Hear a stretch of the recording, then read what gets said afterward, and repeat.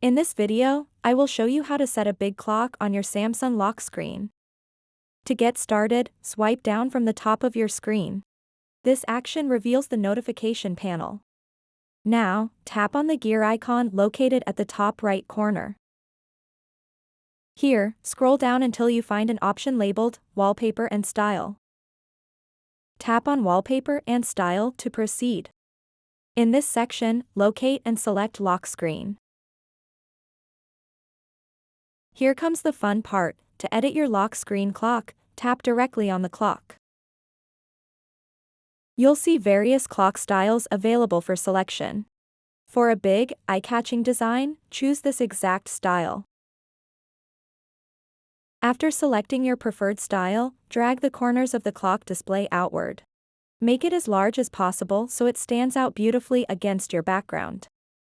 Next, personalize your clock even further by changing its font and color. Once satisfied with all adjustments made, size, font and color, tap Done at the top right corner of your screen.